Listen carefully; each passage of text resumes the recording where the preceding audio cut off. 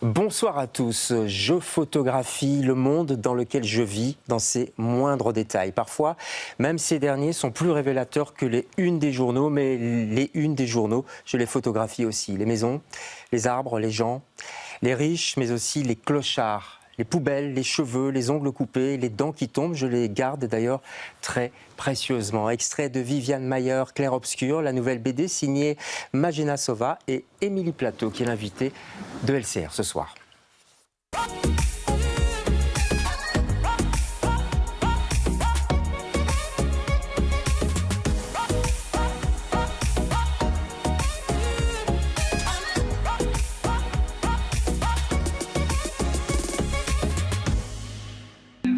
The auction house is across the street from my home. I found this box loaded with negatives. I won it for $380. The history of street photography is being rewritten. Viviane Mayer. Viviane Mayer. Viviane Mayer. We've had more interest in this work than any other photographer. Viviane was a very private woman. She was so awesomely neat. Viviane was my nanny. He certainly had no idea she took photographs. They didn't know there was this creative person there. Around 100,000 negatives, 700 rolls of undeveloped color film, 8mm and 16mm movies. She would take us and we would just walk in the worst parts of town. And I think she liked that. You know, maybe we just didn't understand her. What would you say to Viviane now? What drove you to hide yourself away? In death, she is getting the fame she never had in life. I'm uncovering an artist. If I'm leaving this giant boulder unturned, it would be a mistake. As she was photographing, she was seeing just how close you can come into somebody's space. That tells me a lot about her. She could generate this moment, and then she's gone. Voilà, à la recherche de Viviane Mayer, c'est signé John Maloof et Charlie Siskel. C'est un documentaire qu'on vous conseille évidemment et qui vous a inspiré. Bonsoir Émilie. Bonsoir. Pour cette nouvelle bande dessinée que vous nous proposez avec Magena Sova, qui vous a fasciné également. Vous êtes aussi quelque part à la recherche de Viviane Mayer, mais qu'est-ce qui vous fascine tant dans ce personnage qui est quand même très secret, il faut le dire. Alors moi, je l'ai découverte par une amie il y a très longtemps, je crois que c'était en 2009 ou 2013, enfin, il y a plus d'une dizaine d'années. Ouais. Et après, j'ai vu le documentaire de John Maloof. Et moi, c'est vraiment, je suis fascinée par ce personnage qui est très énigmatique et dont les photos je sais pas, elles me donnent des frissons, elles me font rire, elles sont pleines d'humanité. Puis j'aime aussi beaucoup le fait qu'elle s'intéresse au quotidien, aux petits détails. Comme vous disiez dans la présentation, j'aime bien qu'elle prenne en photo des petites herbes dans les rues, dans les interstices des trottoirs. Ça ne m'étonne pas de vous par rapport à votre bande dessinée. Il y a quelque chose de proche, on va en parler. Je voulais juste savoir, quand on est une dessinatrice, parce que vous travaillez avec une autrice, donc vous êtes dessinatrice, comment on fait pour cerner un personnage comme ça, si mystérieux, qu'on voit pas beaucoup. Elle a fait beaucoup d'autoportraits quand même, hein, mais voilà. Vous avez ce petit personnage qu'on retrouve dans la bande dessinée. Je dis petit parce que vos personnages sont souvent petits. Mais voilà, ça reste quand même quelqu'un qu'on ne connaît pas trop. Donc comment vous faites? Vous l'avez imaginé? C'est votre Viviane Mayer, si je puis dire? Alors oui, bien sûr, c'est notre Viviane Mayer, mais il faut savoir qu'il y a quand même 2 ans de recherche documentaire de la part de Magena Sova, la scénariste. On a eu la chance de rencontrer Françoise Perron, qui est la biographe française de Viviane Mayer, et elle nous a donné la possibilité d'avoir accès à de la documentation qu'elle avait engrangée dans son ordinateur et au fil de son enquête personnelle. Donc il y avait à la fois des photos, des textes, des enregistrements sonores. Et puis, il a fallu se jeter à l'eau. Parce qu'on n'en fait pas un portrait tip-top, quoi. Je veux dire, ça reste quand même impossible. Un de vos personnages. À la base, le scénario, il aurait pu faire 400 pages de bande dessinée. Donc il a fallu un peu tailler dans le texte et se focaliser sur certains, encore une fois, détails de la vie de Viviane Mayer. Après, c'est très drôle parce que nous, on était très impressionnés par cette femme qui pour nous est synonyme de liberté, de créativité, d'imagination, de fantaisie aussi. Et je me souviens que Marjena, elle voulait s'acheter un grand manteau, elle voulait voir ses chaussures. On a vu aussi dans un livre, une biographie, beaucoup de photos de ses chemises. Ouais. Et on voulait vraiment entrer à l'intérieur de ce personnage, de cette femme hors du commun. Alors, elle est hors du commun, elle est libre, comme vous dites. On sent quand même aussi une grande solitude jusque forcément à la fin de, la vie, de sa vie. Elle a toujours été seule, donc entourée d'enfants. Nounou, vous insistez fort sur ces périodes-là, d'ailleurs. Oui. Pourquoi, d'ailleurs? Pourquoi ce choix? Parce que c'est ce qui faisait partie de sa vie, et sa vie, c'est à la fois son travail alimentaire, on va dire, entre guillemets, et puis les photographies, et c'est tout ce qui fait son autobiographie, sa biographie. Et les enfants de la famille... Elle est très à l'aise avec les enfants. Hein. Oui, elle est très à l'aise. Il y a des Super 8 qu'on peut trouver sur Internet, dans lesquels elle les filme, elle rigole avec eux, elle fait des blagues... Il y a des photos où elle fait la pitre avec eux, elle était géniale. Et donc on a voulu vraiment axer la bande dessinée sur plusieurs périodes de sa vie, en tout cas contemporaine, quand elle garde des enfants, notamment la famille Ginsberg. Elle a gardé les 3 fils Ginsberg pendant 17 ans, donc elle faisait vraiment partie de la famille. Et puis après, elle a été brinque-ballée de famille en famille, ça a été plus compliqué pour elle. Et il l'a considérée comme sa propre tante... Ouais. Surtout le petit Matthew, je ne sais pas si c'est le grand frère ou en tout cas là elle va quasi l'éveiller parce que donc cette famille-là c'est dans un quartier un peu plus chic, on va dire de Chicago. Il va y avoir des émeutes, etc. Elle va les emmener, elle va les éveiller en fait politiquement.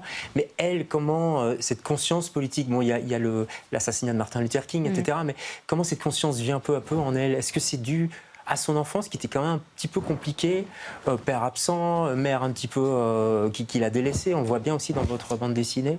Ça vient de là? Je pense, oui. Et puis c'est aussi son envie de découverte, sa curiosité insatiable. Elle était tout le temps à regarder les unes des journaux, à les garder... Et elle les mettait dans des classeurs ou dans des boîtes. Et puis, elle interviewait aussi des gens avec justement sa caméra Super 8 en leur demandant ce qu'ils pensaient de tel ou tel homme politique. Elle était très engagée. Elle s'intéressait aussi... elle allait dans des...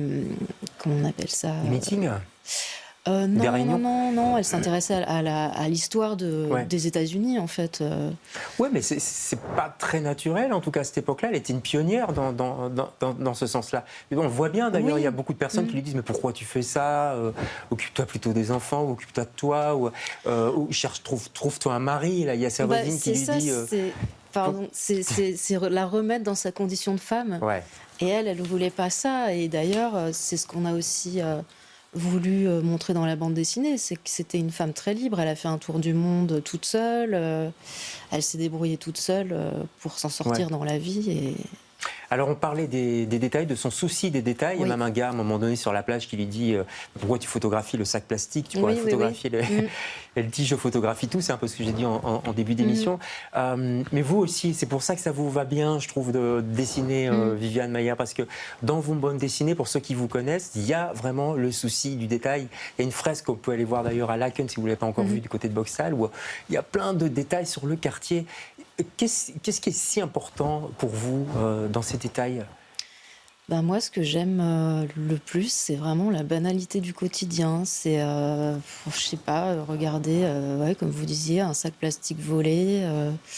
Regarder, c'est marrant parce que quand j'ai fait la bande dessinée, il y a beaucoup de thématiques évidemment qui ressortent. Et je sortais quand même de temps en temps.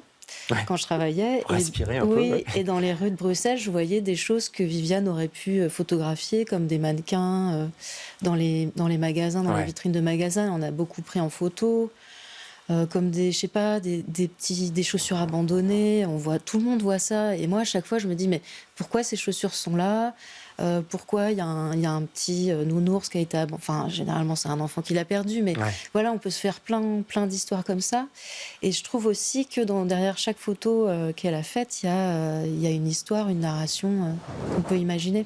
Être dessinatrice, c'est un peu comme être photographe quelque part, c'est un peu la même chose pour vous?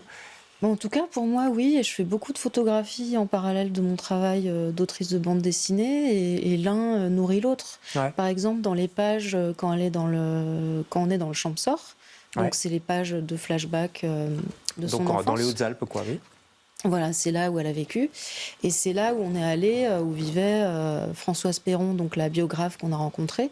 Et j'ai fait énormément de photos, des paysages et tout ça pour m'imprégner.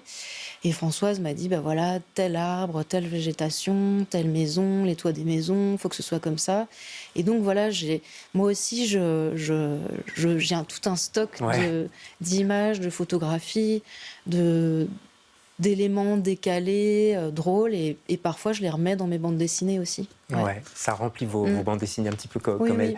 Vos personnages sont tout petits par rapport au cadre, mais ceci dit, les cases sont petites aussi, quelque part. Pourquoi? Oui. Je trouve qu'ils ne sont pas imposants, il n'y a jamais quelqu'un qui s'impose comme ça. C'est une volonté. Ça, c'est en général pour toutes vos BD. Oui, oui. Alors là, ce qui change, c'est que j'ai quasiment fait des cases, dans le sens où il y a beaucoup de carrés, et ça, je me suis basée sur les dimensions des photographies prises par Viviane, donc en Rolleiflex. Avec ce type d'appareil, Voilà, qui sont des photographies 6x6. Et sinon, j'aime bien que les personnages y respirent dans la page, ils se sentent libres. Il y a un côté... moi, j'aime beaucoup le travail de Sampé aussi, et souvent, c'est des petits personnages qui sont dans des grands paysages, et je les trouve jamais perdus. Au contraire, ils ont l'air fragiles, mais non, ils sont là, ils existent. Et, en quelques traits. Voilà, ils prennent corps dans la page, et ils sont forts. Ah, ils sont très forts. Viviane Mayer, elle est très très forte d'ailleurs. Magnifique bande dessinée qu'on vous conseille. C'est sorti, c'est dans toutes les bonnes librairies. Oui, c'est sorti le 26 janvier. Voilà, chez Dargaud. Un coup de cœur. Alors ça, on en parlait il n'y a pas tellement longtemps d'ailleurs, avec un autre auteur de bande dessinée. C'est ce qu'on appelle les fanzines. Oui. Vous, c'est Lampiste. De Mathias Lehmann. Pourquoi Mathias Lehmann, oui. Ouais, pourquoi ce coup de cœur? En fait, c'est un ami. Qui est auteur de bande dessinée aussi, qui a sorti un chef-d'œuvre pour moi l'année dernière qui s'appelle Chumbo sur le Brésil. Il est franco-brésilien. Et c'est une bulle de liberté, je trouve, qui s'octroie en faisant ce fanzine, dans lequel il parle de son enfance. Donc c'est le Mathias Lehmann adulte qui va raconter un peu pareil, toujours le quotidien, les plans à pelouse, les foirades avec ses potentielles amoureuses. Et c'est plein de petites scènes dans lesquelles il y a de l'autodérision, il y a de l'humour, et j'aime beaucoup. On peut trouver ça facilement dans les librairies spécialisées plutôt? Alors ça, on peut trouver en lui envoyant un message sur Instagram. D'accord, Instagram Mathias Lehmann. Merci beaucoup, Émilie, d'être passée chez nous. Je rappelle le titre de votre bande dessinée, Viviane Mayer, Clair Obscur. Quel joli sous-titre, plein de sens évidemment. On se retrouve demain avec d'autres invités. Bonsoir.